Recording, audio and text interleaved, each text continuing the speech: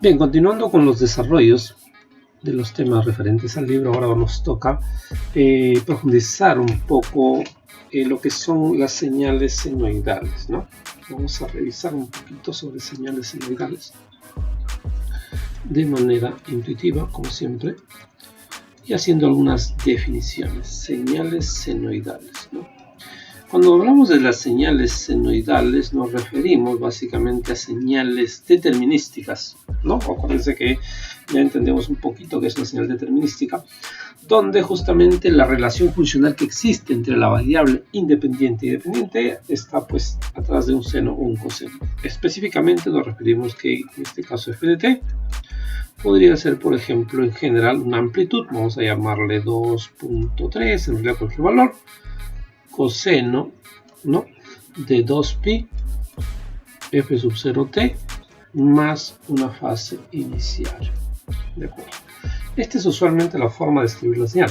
También se escribe, ¿no?, como f de t, por ejemplo, de 2.3 coseno de omega sub 0 de t más una fase inicial.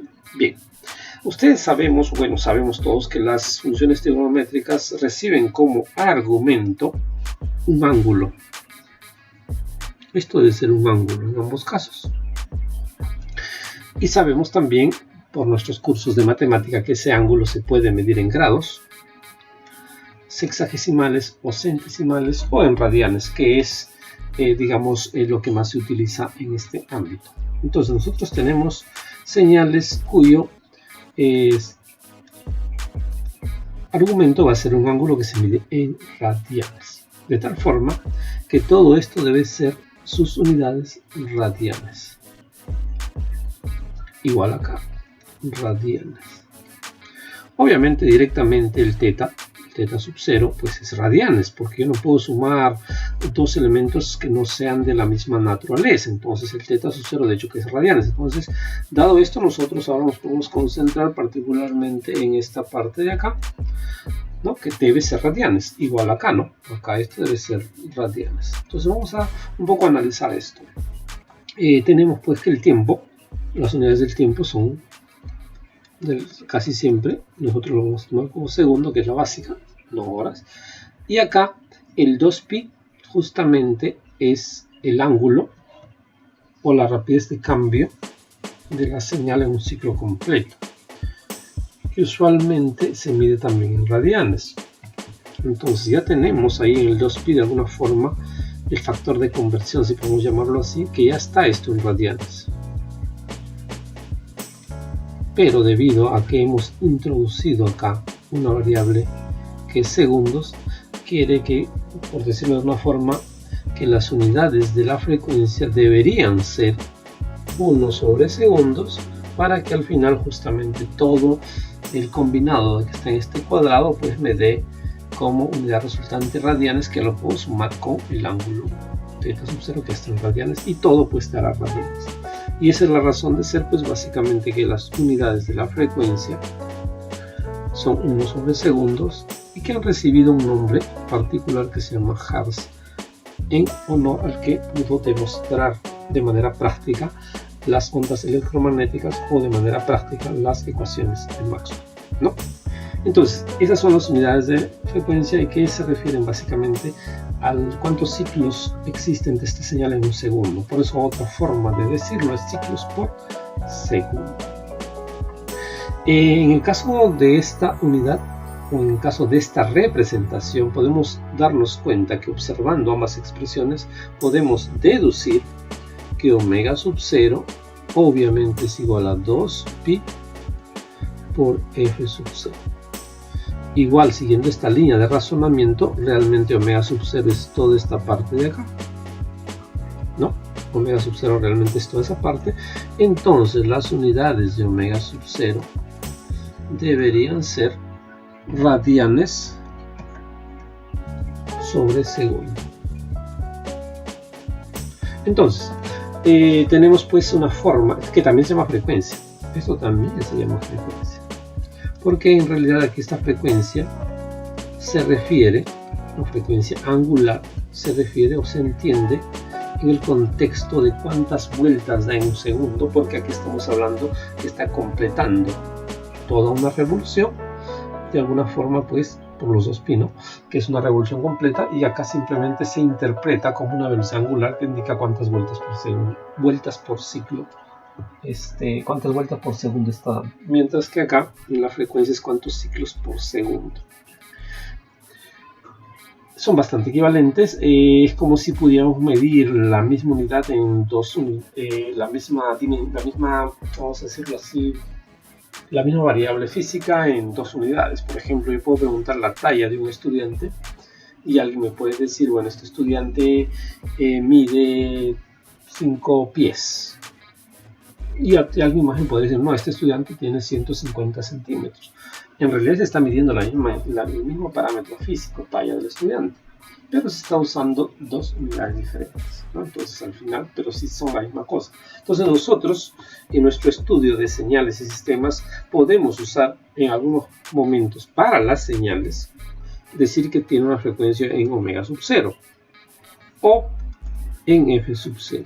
Nosotros deberíamos tener la capacidad de usar de manera indistinta omega sub 0 o f sub 0 y no deberíamos tener problemas, puesto que sabemos que hay una relación entre ellas, ¿no?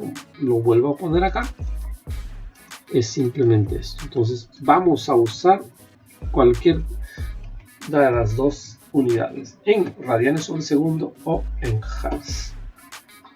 Entonces vamos a ver qué significa esto. Por ejemplo, acá tengo, voy a reescribir mi señal f de t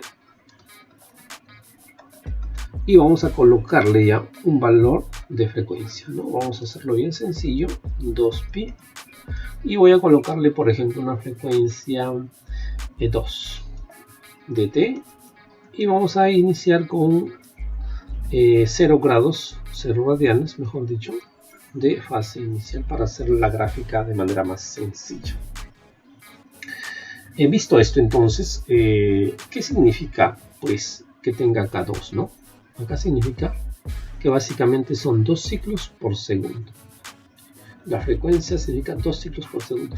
Y ya hemos visto acá de alguna manera que si nosotros nos referimos a una señal que es 2 ciclos por segundo, quiere decir que un ciclo lo completará pues en medio segundo.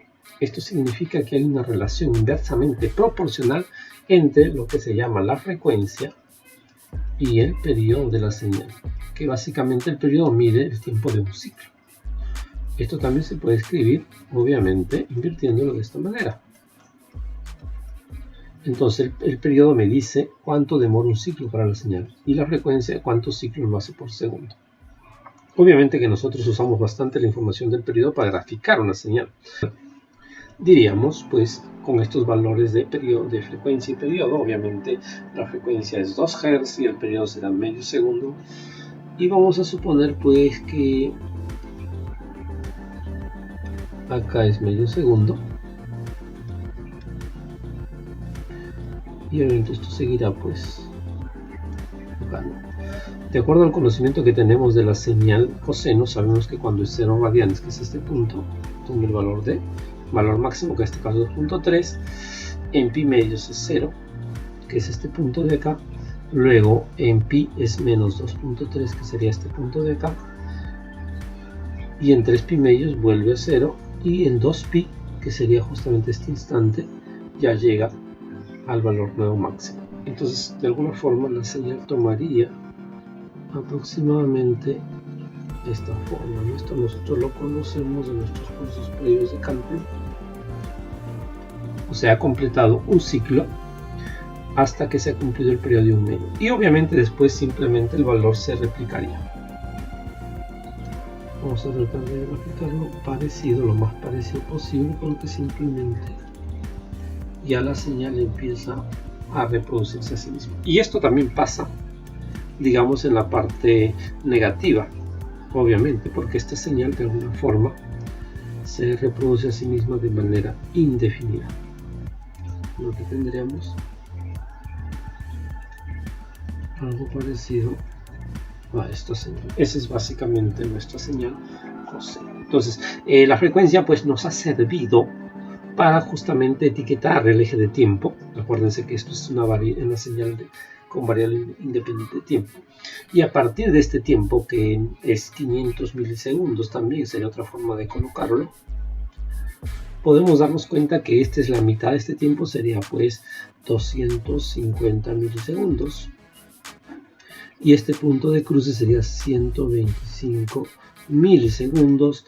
Y este punto de acá sería 375 milisegundos. A lo que quiero llegar es que ustedes pueden correctamente etiquetar sus ejes con el conocimiento de la variable o de la señal, en este caso 2.3 por coseno pi por 0 también, ¿no?